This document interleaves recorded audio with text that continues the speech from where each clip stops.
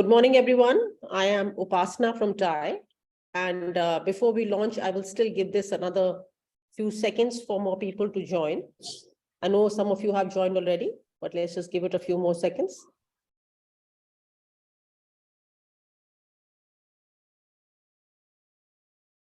So good morning, everyone. I am, as I said, Upasna from Thai. Very warm welcome to all of you. This actually, warm welcome may not be the right word. A good welcome to all of you. We are all sitting in Delhi and it's really already heating up late April. Welcome from Thai and welcome from all of us here. Today, we are in the 7th episode of our series that we have titled Learn with Simpl. And we've been talking about D2C brands, various aspects of scaling up D2C. We began from team, we went on to sourcing, building a brand. We talked about supply chains. We talked about promoting a brand, etc.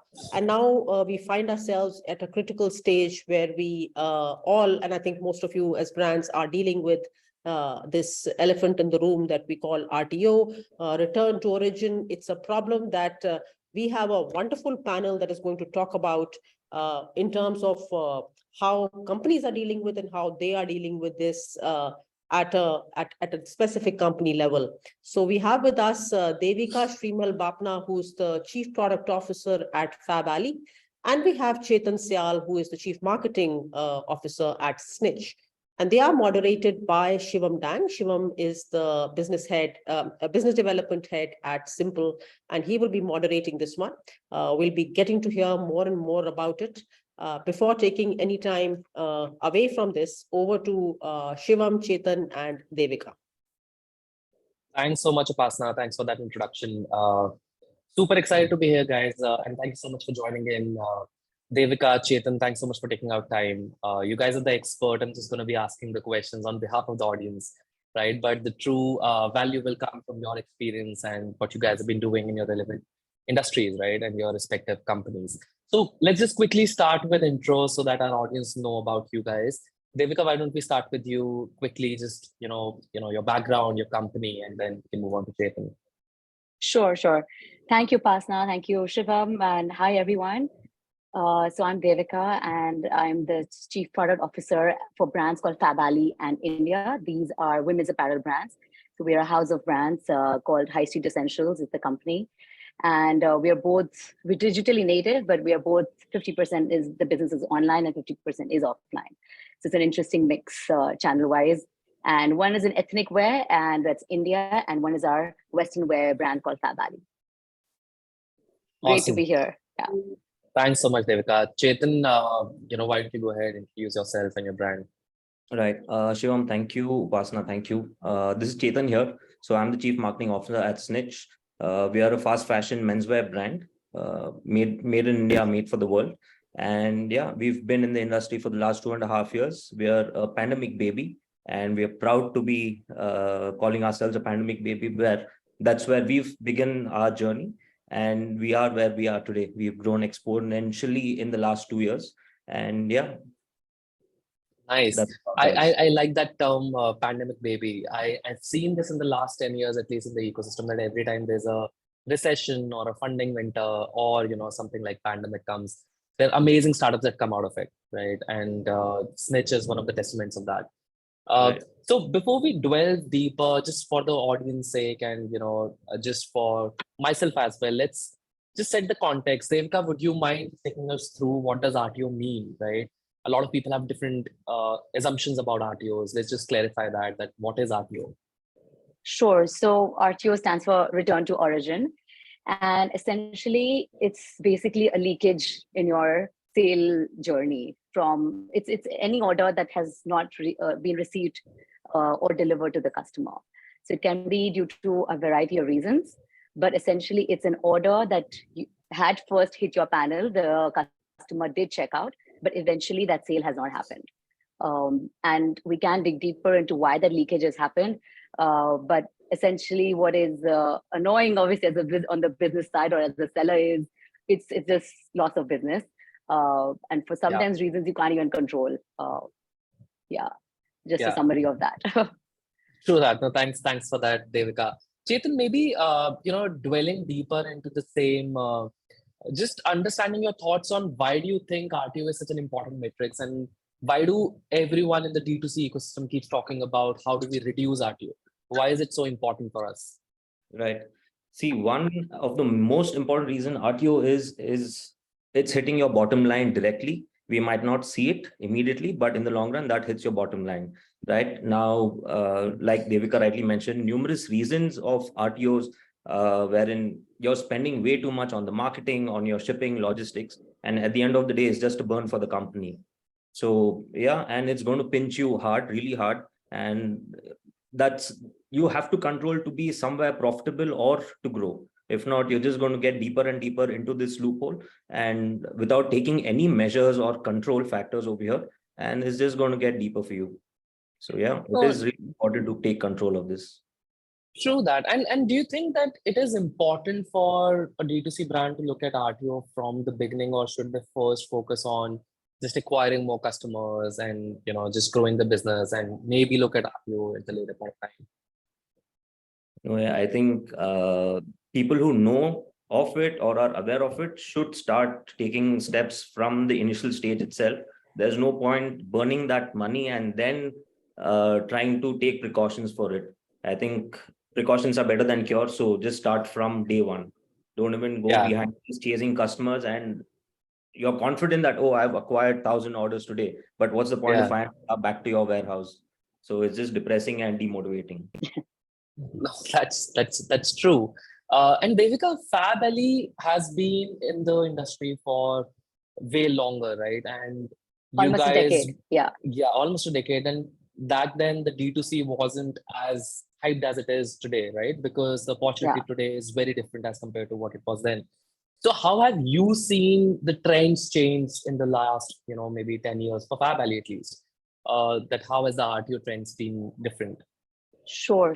So definitely, I think since COVID, the online business has completely, tipped. So that's one thing. Although we were initially from day one very digitally focused and native. So, and also apart from D2C that drives 30% of our business, I must add, we're also equally big on marketplaces, where RTO still is a problem as well, and where you have some levers to control. But it's something that, back to your question, you have to monitor as a seller from day one to really know where the leakages are. So back to your question, what has happened at Faballey also, we are from a D2C, a huge focus has been on the international side, where our RTO percentages is almost next to nothing. This is more of a domestic issue. Because of course there is COD angle, which is only an India phenomenon, and we don't let customers from abroad do this COD. So whenever the COD customer has the thing to change their mind and cancel and not accept for whatever reason, things like that, and if the PIN code is unserviceable, it's also a domestic problem more than when they are when we're shipping internationally, it's more vetted. We have better delivery partners, all of that. So our international arm it's quite big on the D2C front. Even in marketplaces, actually, we have grown quite a bit internationally. So 15% of our online sales is now international. So where RTO, of course, almost doesn't exist. It's an India only problem. No, true. And Chetan, because you focus only on India, right? Do you feel that COD is one of the reasons why there are high RTOs that exist in India? See, it is one of the reasons, right? Of course, it's one of the major reasons, but India as a nation is such that you cannot survive without COD, cash on delivery, right? A lot of brands, a lot of founders have tried taking that step towards, should I just remove COD from my option? And what they've experienced little later is their orders have come 50%. But I think a better way to do it is implement some kind of steps, how you can overcome this. We're a 99% D2C brand, right? Only 1% is marketplace for us, which we ventured about 2 months ago. But it's been a website first and an app first brand since day one. And that's been our way to go also. So we've taken way too many measures to try and curb this, from being at a 33% initially, where we didn't even know what an RTO was in the first few months, right? It's only when we started seeing this, we started realizing and studying what it actually means. Yeah. And we are at a healthy about 12 to 13% RTO. Yeah. I think one of the interesting things that I've at least learned in the last few months talking to a lot of D2C brands is that a lot of brands focus on conversions at the point of sale, right? That if someone is landing on my website, how many of them are getting converted? But a very few actually in their books look at absolute conversions, right? That I might have sold 70 products out of 100, but 30 of them got returned after 15 days, right? So my actual conversion at that day was not 70, it was 35 out of 100, right? And that then impacts your business so much because you did not factor in the reverse logistic, the cost associated with it, etc., etc. Right? So while there are tools out there, like, there's Simpl Checkout that helps reduce RTO. There are tools out there that is helping you reduce RTO, but what are some specific steps, Devika, maybe let's start with you. What are some specific steps that, the teams would take to ensure that RTO is low? Right. So like Chetan said, we've also experimented with completely shutting down COD and seeing the orders tank. And, so one has to experiment. And in India, you pretty much cannot do without COD. So, but having said that, prepaid has, definitely increased since this whole digitization and demonetization, all of that, right? Nobody wants to have the hassle of cash. And also increase a repeat purchase, right? A repeat customer is definitely 9 out of 10 times will more, do a prepaid rather than a COD, knows and trusts your brand. So A, focus on your repeats, B, converting your COD into prepaid by incentivizing a little bit. We've also done that. So whether it's a post-purchase transaction journey, right? Whether you receive a WhatsApp bot that you can introduce, which is an automated thing, which will give you hey, here's 50 rupees off if you just pay right now with this link, make it super easy. And there will 100% be some conversions, not 100% conversion, but say, a good number of people will convert from a COD to prepaid. And then the RTO percentage definitely will reduce from there on. So that's on the COD to prepaid side. Then, of course, I think a little bit on the customer calling also, we have a very strong customer care and support where, whether there are some PIN codes that are identified with your delivery partners also, where that they are a little, unserviceable or areas are the address is incomplete. So you make sure that the calling is done, full addresses are given, and then only proceed to dispatch. Those kind of things definitely can be done. Yeah, interesting. Repeats, for example, that is something that a lot of us miss, that we're so focused on acquiring new customers, right? Hence increasing the CAC that we forget to focus on the lifetime value of the customer, right? Which only comes through when you have repeat customers. And correct me if I'm wrong, but repeat customers is not just about the product. It's about the overall experience that you give to that customer, right? The experience with your product, experience with buying, experience with checkout, and maybe post-purchase experience as well, right? Like Devika, you're saying you've got call center like set up for that, which I'm assuming will be used not just to verify COD orders, but also for customer experience, right? Taking feedback and, calling them up if they like the product, etc. For sure. Yeah, absolutely. And there are a lot of tools now available, right? AI-driven algos that even on your backend, all COD orders are actually verified first, and then only your warehouse gets a thing to dispatch. So I think all of these measures and I'm just wondering that for an early stage brand, right? Like, is this a most efficient way to go about, right? Setting up a call center, verifying orders, right? And so maybe I'll move on to Chetan, because Chetan, you were recently in that early stage 2 years back, right? And that is when you said you started. In the early stages, what were some measures that you guys took to ensure that RTO was low? You got it. Once we started realizing what RTOs are and how it's impacting the overall business, right? We started following a PCS metric, right? That's what we have framed and we are working towards that. That's payment, communication, and shipping. And it goes in the same order also. First, fix your payments. On the website, you give them all the options that are available. One, UPI being the highest used, right? Of course, incentivize a little bit on the prepaid bit so that the customer is more inclined towards giving you a prepaid order. Second is the shipping, wherein you need to ensure that you have shipped your products well within a good healthy 48 hours. So initially I'm telling you, and it's really funny and absurd, as in we used to stack up our orders for a month, for a week, and say, oh, we are shipping out 100 products today, only to realize that they all came back because they were not delivered on time, right? And we were like, okay, why did we do such stupidity? And so ship your products on time.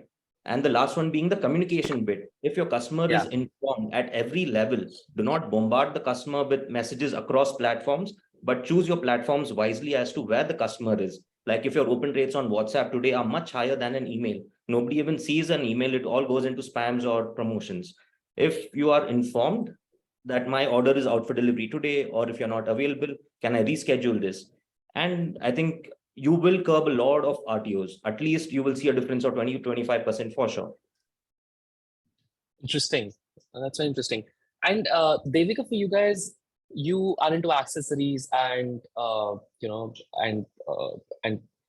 so I wanted to understand more on the accessories side, right? Like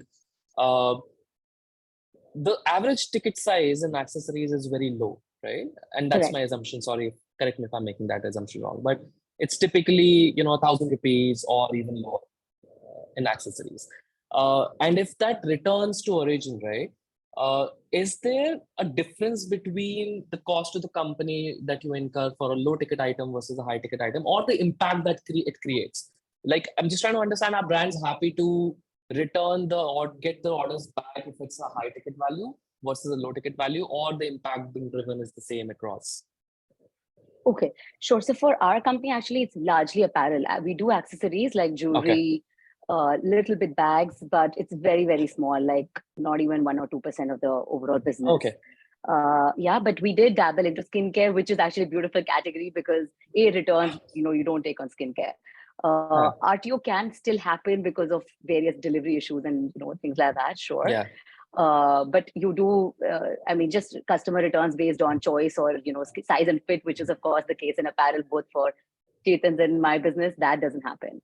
However, I used to run a footwear business back before I joined Faballey, which is kind of your accessories. So category to category, I think all of this varies a little bit. And in terms of, you're right. Whenever we've seen even on marketplaces, if it's a higher ASP, higher ticket price for the product, generally returns typically to be, are a little bit higher because customer changes their mind. Sometimes, so the things you can do is shorten your return window. Don't give them too long. If you are generous and want to give 40 days, 30 days, or 21 days. So we have done things like that. On India, our return window is less, it's only 7 days. Even on a Myntra, for example, it is a bit of an exception. But it is done so, customers don't always, sometimes they are flaky, right? They just, nothing hurts for them to click and shop and then cancel and change their mind and not accept and things like that. So then you reduce those chances. And yes, the higher the ASP of the product, higher value, your packaging cost is higher. More likely, as a volume product, when it's a lehenga, for example, your logistics cost is higher. So two-way logistics definitely kills you when it's just zero sale and this cost on your P&L. Yeah. No, absolutely. And we've seen that there's another discussion that I understand a lot of D2C brands in their early stages are confused, which is around incentivizing customer to make a prepaid order versus penalizing a customer to make a COD order, right? Both approaches are about converting COD to prepaid, but these are very different mindsets, right? So maybe Chetan, let's start with you and then we go to Devika. What are your thoughts around this? Got it. See, I'll tell you, to be really honest, it's not penalizing the customer, right? It is trying to cover your costs. These are the actual costs, or rather even lesser than what a logistic company charges you. But where you can save and be sure that the order is delivered, that your costs are covered, is when you reduce or give them some kind of incentives on prepaid. If not, that particular cost is averaged between your entire COD customer ratio, right? That's what is happening. So I would not call it penalizing. If you want that convenience and that risk, then you have to come on board with us, right? It cannot be a one-way street. It has to be a two-way street. Like, we are a customer first brand, but somewhere I think customers also have to start changing their perception of not abusing. Like today, even a Zara has started charging you, right, for your shippings or for your returns. So I think some bold steps like this have to be taken so that we start changing the mindset. Yeah. So yeah. No, I think I agree, because also what happens is that customers are so used to free returns because of, the marketplaces and the trend that has been set in the last so many years. I think Right. that was one of the ways how marketplaces grew in India, that hey, it's easy returns. There were so Exactly. many ads talking about, if you don't like it, just return it. That we're Right. so used to saying ki haan, theek hai, return kar denge, is the mindset that we come with when we're buying a product. And it might work for marketplaces because they have But that's the not work entire for infra. Yeah, it doesn't work for a D2C brand. right. Right. Devika, what do you think about it? What are your views around incentivizing versus adding a COD price? Right. Not So calling it completely, penalizing. yeah, completely agree with Chetan. We also incentivize, so to speak. And on penalizing, honestly, what marketplaces I think are doing, Amazon, Myntra, they blacklist you as a customer if you do this 9 times out of 10. So where I think as a business, as a seller, anybody would be aligned that, they are decent customers. We don't want you. Sorry, Yeah. because yeah, you're just a liability and a cost for us, right? So uh yeah, I think it's fine because it's both way. It's a fair game. You are completely, and there are, like, you rate the seller, they rate you as a customer also, right? So you get all sorts of badges, whether, and then if you're like, for instance, Myntra does, you're an icon customer, right? And then it's always guaranteed free returns and all of that. But if you don't spend on Myntra that much and keep repeating, keep returning, you will lose all those privileges. So Yeah. those kind of things, I think one can imitate on the D2C also. When you hit a certain scale, that's only when I think this would make sense. At a smaller level, early startups, I think you have to kind of do the old-fashioned way, maybe. Do you pick up the phone and call the customers, and if you see that same customer is flagged up and returned your product or your product 4 times out of 5, maybe it's good to block them. Yeah. And that's an interesting point, that understanding your customer and ensuring that you're building that repository of bad versus good customer. It's so important right at the beginning of the business, right? While when you're trying to get your business out there, your product out there, and selling to as many customers as you can, your focus is completely about just selling, right? Right. And you're so busy with operations because you're such a lean team, maybe 3 people, 4 people, just trying to get the products out so that the experience doesn't hamper. But it's so much all more important to also ensure that you're maintaining that repository, building that data, right? Either you do it yourself or you partner with people, those who have that data and that can tell you that, hey, please do not ship to this person, that they have a tendency to do an RTO. Or maybe if you're shipping them, do not add COD as a payment option, right? Ask them to prepay, right? So are you guys taking any measures around that, like partnering with organizations that can help you with that data and help you give that insight? Devika, maybe let's start with you. Yes, so we have looked at a couple of solutions around this. It's a public platform, so I'll be just promoting that those kind of tools if I drop their names. But there are a lot of solutions out there, honestly, today that can manage all this data, give you a full customer cohort analysis, that focus on these 20% of your customers who are driving more than 50% of business, and those are the red flag customers. So all of this, what you mentioned, is definitely available today. It comes at a cost. Yes, when you only, that's what I back to my point. When you hit a certain scale, all of these things do make sense, because first is, of course, you need a certain volume and traffic already, right, to be able to implement these tools. But yeah, a lot can be done now, and at each point you can follow the customer journey, where exactly they're dropping off, where exactly are they changing their mind, and post purchase transaction for sure. So much can be done even on the AI front. AI ML has been used, right, to do conversational commerce is the new big thing. So I think one can really leverage all of that, and No, absolutely. we have implemented a couple of things. Yeah. Yeah, no, true. And you brought up an interesting point around conversational AI. There's so many tools around using machine learning to also reduce RTOs down, right? For example, there's this new thing around sending WhatsApp message with converting a postpaid order into a prepaid, even after it's been dispatched. Right, Chetan, do you guys use something like that to ensure that even if you've dispatched the order, instead of waiting for the order to be delivered and then collecting the money, you incentivize the customer midway in the process to say that, hey, why don't you make a payment now? See, actually, we do not do that, but we do this before the product is shipped. Because what Okay. happens here is once it's shipped and your labels are generated, it's already going out on a cash on delivery, and Got it. converting is again a hassle between the logistics company and the customer, and then in turn the brand, because that is raised to us that I've already made the payment, Yeah. but here your delivery executives are asking me for payments. So Yeah. not mid delivery, but before the product is shipped. Yes, that is definitely something that we do. You incentivize them with even a marginal 50 rupees or something, and it still works. So we have seen some decent amount of conversions happening over there. Yeah. But that's so interesting, right? That India being so unique, it's being so price sensitive. Like Chetan is saying that right before the order is being shipped, even if you order like a little bit of discount, it helps convert that prepaid order into. And have you seen, Chetan, that by doing that, the RTO actually reduces? Uh, just because someone is prepaid, even if they're not at home or they're not able to receive the orders, do you think that they make an extra effort to ensure that the order is received because they made the payments? Of course, they definitely do, right? Because now they've given the payment and then you will wait for the product. It is Yeah. when you have no liability, like let's see when it comes, or if it comes, anyways, I've not paid for it, I'll order once Yeah. again. So that flexibility with the customer is always there when it's on a COD, right? When he's liable, Yeah. he's made that effort of making that payment, his money is blocked somewhere and he's waiting for his goods. I think even if he's not available, all his family members suddenly appear. My sister's there, my brother's there, you can deliver the parcel to them. So yeah, he takes that extra effort. Yeah.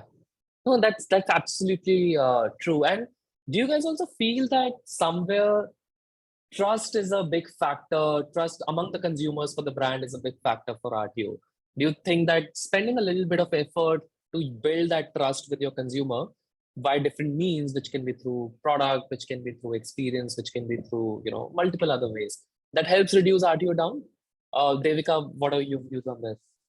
Yes, absolutely, for sure. So even as a customer, if I go on a D2C website today, a brand new brand, website, I would think like, as a customer would first check on Amazon and Myntra, right? Just to double check, because they know it's easy returns and it's Yeah. just the trust is there. I know my guaranteed delivery will happen, my notifications will come.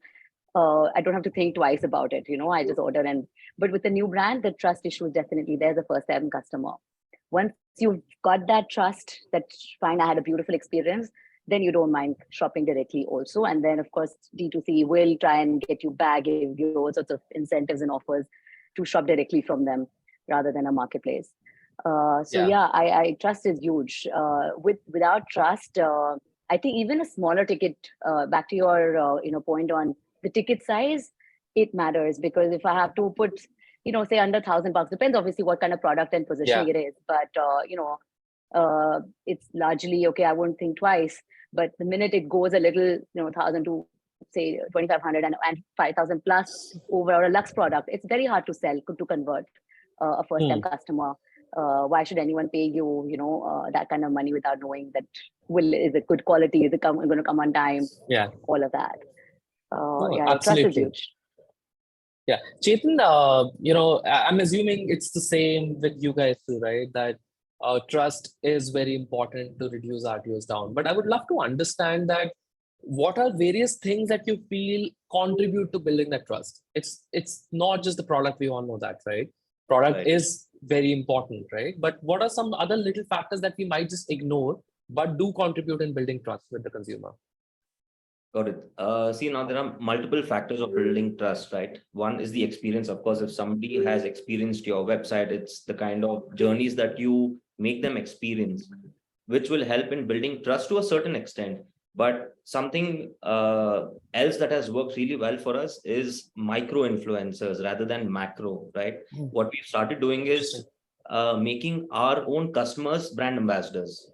Right, you've shopped for a product and you have the option of becoming a brand ambassador for us, wherein your followers count might be even 1,000. It doesn't matter, but these are the people who have genuine followers tied around them, or their friends and their family, right? And when they're posting or raving about a product that they've bought, it builds that trust automatically. Of course, it's a very indirect approach, but that is something that has helped us a lot. That's very interesting. Making customer your brand ambassador. Right. And I've seen this also, generally across industries, not just D2C, that community-based growth is something that is a very long-term growth and reduces your CAC so much, right? Because your customers are promoting a product that they like, and because they have, like you said, right, they have genuine followers, their friends, their families, they're bound to be trusted, right? And hence the brand is trusted along with that. I'll dwell a little deeper, Devika, into experience maybe, right? Chetan was talking about how giving the right experience through different ways, right? It's not just the product experience, but the website experience, the post checkout experience, the checkout experience, because we've seen that the ecosystem is changing from a product led company to a experience led company now, right? Only a good product cannot make you sell better. It's the package around product and experience. So maybe for Faballey, what are some measures that you guys take to enhance that experience through different levels in the value chain? Sure. Yeah, hugely important, because see, for a new customer, most of the discovery today is happening on social media. So first is definitely your Instagram. You have to make sure your followers, your basic Instagram hygiene and who's talking about your brand, whether it's your UGC. If you have any brand ambassadors, for example, we had Shraddha Kapoor as a brand ambassador for last year for India. That adds a huge amount of trust and credibility, right? As a new customer, you want to see what Shraddha is wearing and buy that same product. So credibility is at all levels, that you land on the website and you see, okay, a known face and all of that. You're bound to trust that brand a little bit more. And on the experience side also, the entire website experience, the full UI UX, from whether how your pages flow, from your landing to your PDPs, your PLPs, whether your checkout page is super important, right? How simple it is, or how you've complicated it with several buttons. Hopefully not for all early stage D2C aspirants here. And then, like Chetan mentioned, your payment gateways are working, because those glitches are just annoying, because you've almost won that customer, and then if that falls, you're likely it's a very poor experience, and then customer goes away. So all of that, when you make sure that those leakages don't happen post purchase, this is so much right till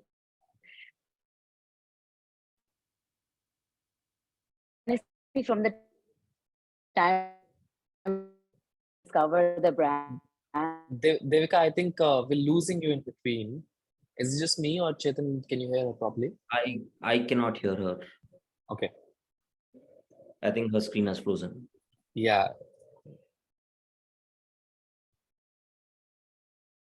While technology is convenient, there are these glitches and challenges that we have to face using technology for things like out of these. our control.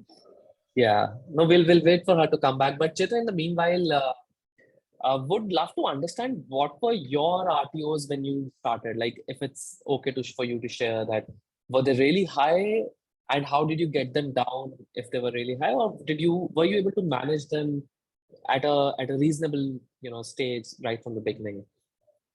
No, yeah, RTOs were actually really Devika high. is back. I am back. I hope I'm audible now. Yeah, we can hear you now. Okay, awesome. Sorry about that, guys. Changed my Wi-Fi now. No worries. So actually, that's what I was just to conclude my thought on that. I mean, Faballey, you really monitor experience right from the discovery of the brand till the time the product reaches in the hand of the customer. Yeah. So product has little role, and it's all about the experience you offer the customer. Yeah. Title, packaging, unboxing, all of that. Yeah, that's true. I also feel that if you feel associated to that brand just because you had a great experience with that brand, right? Your tendency of doing returns just for the sake of it, or for maybe a little reason, goes down, right? Because you feel so associated with the brand, you feel with their pain, you want them to grow, right? Because you feel part of that community, like Chetan was saying, building that community. I'm assuming, Chetan, the influencers that you make out of your customers, these are your most loyal customers going forward then, right? Because they feel part of the mission. Exactly. Yeah. So what has happened a lot of times, even though, because it's garments, right? And sizing, fabrics are an issue always. It's a given, right? And it's something that we have to deal with every day.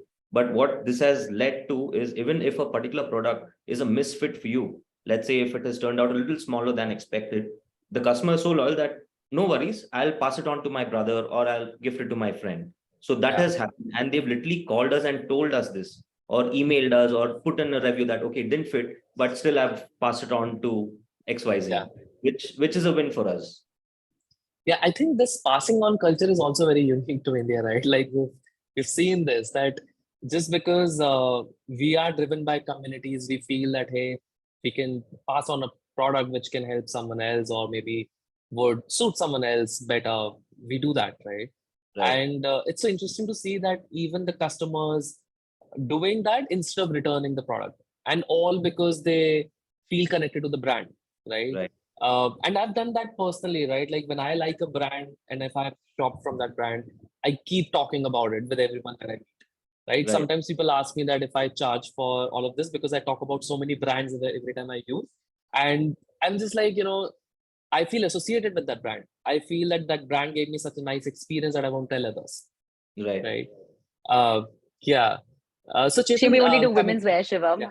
Shame we only do women's. So I would be counting on posts from you otherwise. I don't mind gifting it to someone that I know, and I love if they it. like it, I'll be happy to promote it as well.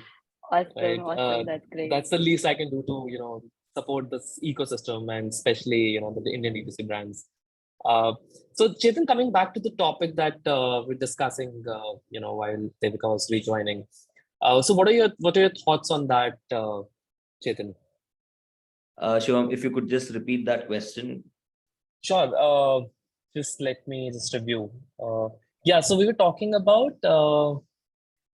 Sorry, skip my chain of thought. I think the RTO bit, right? So what was the all-time high, and how did we? Oh yeah. How was your RTO when you started? Was it high? And like I was mentioning, I think we were at an all-time high. We were at a 33%, and we went reserved, to be really honest. Like, shit, what have we done? And this was surely our stupidity. Okay, no shame in admitting, because that's what we were doing, as I mentioned in one of the answers also, wherein we started stacking up orders and to dispatch them all at one go and showing that, yeah, we've accomplished this, we've done 100 orders today, we've done 200 orders today. So that's where we were. But today we've taken a lot of measures to curb that. Bring your journey on the website much shorter, as much as you want users to be on your website, spend more time, but we want them to restrict that time at the checkout. So what we've done is curb time at checkout. You finish the checkout in 5 minutes, 5 seconds or 8 seconds to the tops. Your general checkouts take you about 1 minute to 2 minutes, right? You're sitting and filling forms, auto form filling or shipping method, payment method, choose the options. So what we've actually implemented is your checkout systems, one-click checkouts, which are giving you a lot of permutation combinations to play with. For example, now there is so much data which is already with the partners, right? Because they are on various parts, various businesses, various brands. So you have negative pixels which are working, wherein if this particular customer has had certain behavior with different brands, I will not show a COD option to him. I will show him directly a prepaid only. So this helped us curbing. We have started taking those steps rather than just showing all the options to the customers. We start restricting the customers. So and that's how we've been able to curb to about 12 to 13% today. Oh, that's very cool. Yeah, from 33% to 12% today. Yeah.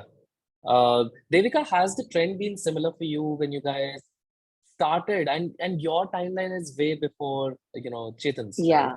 Chetan's timeline is peak D2C when people were just like shopping online because they just got onto online, right? But you guys started when people came with an intent to buy it directly from the website, right?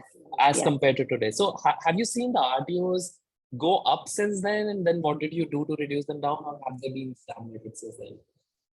So similar, and so the way we monitor is one is cancellation bucket, which is pre-dispatch. So we don't count that under RTOs, of course. RTO is once it's dispatched, but it still come back to my warehouse, right? So that cancellation also we have to monitor, because that sometimes happens from sellers end also, whether it's a product that's not found or QC failed before dispatch, those kind of things, which is also horrible because it's our loss at our own cost, and for some mistake at whatever team's end. and customer cancellations also. So when they change their mind, so there's a time window that we keep dabbling with also for cancellations. That okay, within 24 hours, because depends on your SLAs have now with hyper locals, you just want to deliver your dispatch or product ASAP. So the shorter the time for cancellation, also the shorter the time that you have for your warehouse to pick and pack and dispatch. So really it's total ops game and experimenting where to cut your losses early. So that is one thing we have done, and we have seen significant reductions. So overall, because also we are in apparel, and I think maybe Chetan, I don't know, I'm a little jealous because women's apparel is harder for returns. No, returns for sure. I mean, being although a customer myself, but I know that as a trend, women are more inclined to return, change their mind for whatever reason, size, fit, all of that, right? Combined, the package for returns is higher. So our RTO percentage honestly has come down from, say, we were in 11-12% to it's under sub 7%, and we're trying to bring it down to under 5% now. Interesting. And that is also because then comes your prepaid COD leg, which we've spoken about. Ensuring your delivery partners you're working with are super reliable. And sometimes definitely they say they have reattempted 3 times, and they just send it back to your warehouse. So those kind of monitoring, really having strict SLAs with them. And again, there are a lot of options now available with your if you're completely outsourcing to third party e-com that handle do the 3PL and handle the entire fulfillment, entire logistics, everything. They do very beautiful reporting as well. These many orders came, this is where they got stuck, and you only pay them for whatever attempts they've done, for whatever deliveries have happened. Those kind of things you can negotiate and work on. So I think those are the things we're also. It's always a process to optimize, honestly. But it's getting better. Yeah, awesome. Interesting. And I'm just looking at the questions in the chat. I mean, we were talking about automation tools, right? And there's this question. Vikram wants to know what are some automation tools that you guys are using to reduce specifically RTO. Chetan, maybe why don't you go ahead and then one of you. We are on this panel itself, right? But this is a boasting rather than anything. I think simple checkout also, right, is something that we've experimented with and are working with, wherein there are a lot of journeys which are already built on the checkout system. What I was also mentioning about the data or customer data that they already have, because they're powering, I think, half the nation today, right, with your Pay in 3, easy EMI options and everything. So that one tool actually solves a lot of purposes, because they start sending you messages. There are even calls that, hey, you made so and so order, is it confirmed? So you can automate the entire process by giving it to them. You don't have to take the headache. There are people to take the headache. So let the masters do what they are doing best. So I think simple checkout is a good checkout option wherein you can optimize and work around ways and solve multiple pain points, actually, from your cash to prepaid, your negative pixels, which we were talking about, like disabling cash on deliveries, and the customer journey post experience, basically. Thanks for that shout out though, Chetan. Devika, how about you? What are some tools that you are using? So I'll also check out Simpl, but ShipRocket is one that we've used. They've launched a product called Engage, which is an automated WhatsApp bot. You'll get a live agent can also jump in, and they help you convert from prepaid to COD and all those things we spoke about. And they also have a beautiful backend. Of course, they're an aggregator for delivery partners, but then they also do this entire customer verification, flagging when it's a customer a little shady with their return and RTO attitude and behavior. So those kind of things are done on the back end, and they're constantly evolving the platform as well. So that's the one I've had a good experience with. Sure. Thanks for that. I think one of the other questions is around how are Indian D2C brands matching the international market standards, right? And this is not just about the product, but the entire experience that we talked about, right? There's so much to learn from there, but I also feel there's so much uniqueness in the Indian market. You can't just copy paste that model, right? It would not work in India. You have to adopt. But what are some things that specifically you guys are doing to be like that? Hey, shop from Indian brands. We are way better than what you've seen, what you're used to seeing. Right. Devika, why don't we, sorry, Chetan, go ahead. Yeah. No, I think Devika, please take lead. Please go ahead. Okay. Devika, yeah. So Shivam, just for clarity, you mean targeting to the international audience? No, Us I'm as an saying, Indian brand? no, I'm saying Indian brand targeting to the Indian audience, but for the years, in the last so many years, Indians were so used to, we were also used to buying international brands, Oh, right? right. Now I there's got so it. many Indian brands giving better quality, etc. But what are some things that we have to do to ensure that the customer understands that? Yeah, you're absolutely right. I mean, that, and as a Western wear, for example, since we have both the brands, Yeah. and we can see that difference, right? Faballey, and then we also constantly ask, okay, would I buy a Zara, would I buy a H&M, would I buy a Faballey, right? And so it's a constant this thing of how to differentiate yourself from the rest of such a crowded space, and then you have 500 homegrown brands, and then your private labels of all marketplaces, and so it is a crowded space because very easy, low barriers to entry, right? Anybody can come in and start selling shirts or dresses or whatever. But to create that moat is important, and how to do that is really have I mean, as a brand, label banana bahut easy hai, product banana bahut easy, I would say. As a brand, you have to make something, and it happens over time. Doesn't happen in the first season for sure. Honestly, 10 years down the line, I mean, we are constantly thinking that how to constantly pivot and repivot and make sure that our design and writing is so unique that I don't need that label on the brand to tell me, on the product to tell me that this is Faballey, right? It should speak for itself. So having that very unique design and writing, I think, is one. In fashion more, so I can speak for that. Right? So being consistent on that. Of course, we are a very trend focused, so making sure you don't miss out on that. Customers are looking for whether it's the latest green that is trending, so making sure that you have the product at the right time. So that's when you are comparable to say, okay, why will I shop in an H&M? Because, okay, Faballey also has a similar green dress, and it's a little cheaper. And yes, there is a certain class, even for customers in my, I do look at and I appreciate and I'm proud of homegrown brands, right? And I think that is happening now. India is no longer like, oh, fashion we don't know. And that is being established, whether it's a Dior doing their fashion show at the Gateway of India, and it's talked about everywhere, whether it's an H&M partnering with the Sabyasachi. So all of those things are validation that, hey, India and Indians can also do fashion. So I think the mindset is changing slowly but surely. No, that for sure. And the growth in the last 4 years that we've seen in the D2C, especially the last 3 years, is a testament of that, right? And today, everyone around you, at least the generation that's open towards shopping online, are talking about Indian brands. So Chetan, and this question is specifically for you, right? You guys are on Shark Tank, right? And how did that impact your business? While I understand that every brand, when you're on TV, you automatically get that boost. But does that also increase an RTO? So sometimes marketing like that might be counterproductive, right? While I understand this was more, a different aspect, a different reason of being on Shark Tank, but we do use media channels like those to market our products. Do you think it can be counterproductive a lot of times, and what do brands need to do to ensure that it's not? See, it can be, but I would beg to differ to this, right? Because what happened is immediately the trust factor ramped up for us. Our RTOs reduced because of that. Because now, if you have seen me here, you are trusted because of this. And I have reached out to like 1 million audience at one go, right?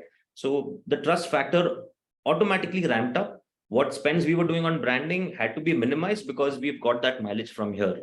And trust building, brand building has happened directly because now we've been backed by 4 solid sharks. So that credibility also added on to the brand.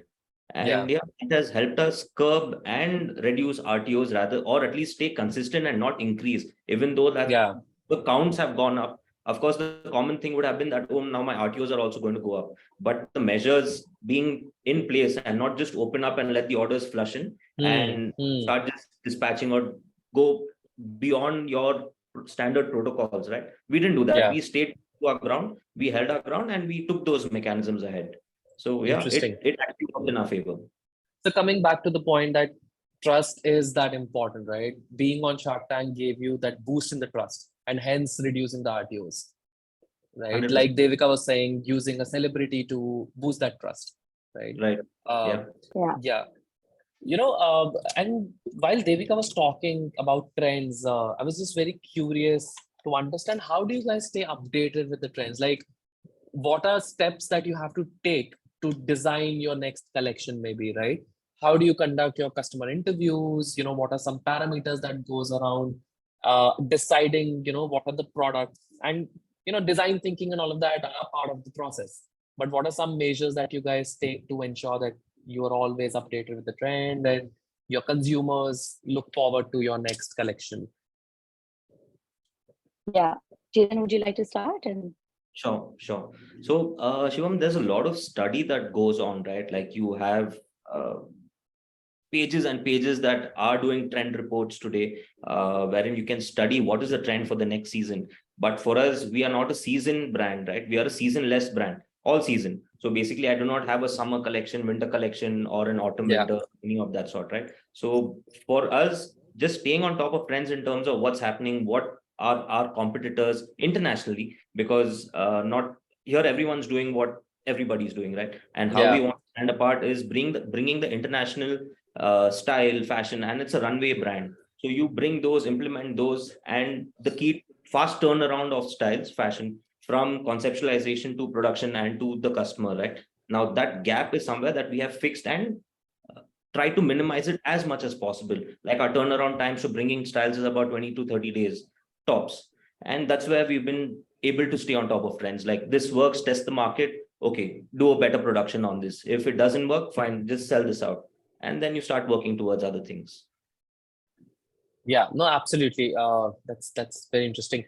So Devika, while you were discussing about reducing the time for returns to also reduce the RTOs, right? There's an interesting question from Vikram who says that while he has 7 days return policy on their own website, but customers get a 30-day return policy from marketplace, right? And in that case, the customers are now bound to go and buy from marketplace rather than their own website. How do you manage situations like these? yeah, so like I shared earlier, one thing is really aligning your policies across platforms if you can. Like we have done that, and I know it comes with, it's not very easy to do in some cases with some marketplaces because they're very stringent. But over time, if you have the relationship and some clout, you can pull that one. For example, I think Manavar also on Myntra, no return exchange, right? That's probably the only brand I think I found in fashion, and they made an exception for that for them. So there are always exceptions. So it's good to have like a basic hygiene. It's good to have price parity, because if your product is cheaper on a Myntra and Amazon, your customer will go and shop there, not your website. So while you're maintaining price parity, it's good to maintain parity across all these policies as well. So if you're keeping 7 days, try and do 7 days even on Nykaa, Ajio, wherever you're selling Myntra. Right, that is one. Otherwise, if you still want to, depends also on your vision, how much a focus your D2C is, how much revenue it's really driving. And if that's the vision, then you probably need to match your 30-day. If you can't bring your marketplace down, then you need to take your D2C up, right? But till that time, it's not matched. You will see customers jumping from one to the other. That's my experience. And then there are other, like all those tools we spoke about on the D2C experience, where you have more levers to really control. Marketplaces, you don't have any control other than your price and promotions, right? And cataloging. But ultimately not your customer. D2C is your own customer. So there are so many other tools of communication, incentivizing that you can do to keep that customer to yourself. Yeah. No, true. And, it's just not about the return policy, as you said, it's about parity with everything else. We've also seen a lot of brands talk about marketplace discounts, right? A lot of times marketplace ensures that there's extra discount on them, and they can also use the leverage that they have, right, to ensure that. And brands cannot offer the same discount on their website, hence they're not able to build a brand on their website as well. So it's very important to maybe put your foot down and create that parity, right? If you really want to, boost your business on your own D2C channel, right? So we last 5 minutes, I would just ask an open-ended question for both of you. Maybe before we end, one tip that you would want to share with the early stage D2C brands, generally, reducing RTO, not reducing RTO, whatever from your experience, one practical tip that you want to give them. Devika, let's start with you this time. Okay. Well, one, I have so many D2C. It's like there's so much to do, right? And to do it right, it's hard to pick just one. But I think since we're talking about RTOs, I think, and in the interest of in the same vein, I would say experience is very important. So while product, sure, one can have an amazing product, but making sure the customer experience is beautiful, that entire journey, I think really focus on that. A lot of brands do a very good job, and then there are also, it's a mixed bag, right? When it's a mediocre experience, you will not see the customer coming back again.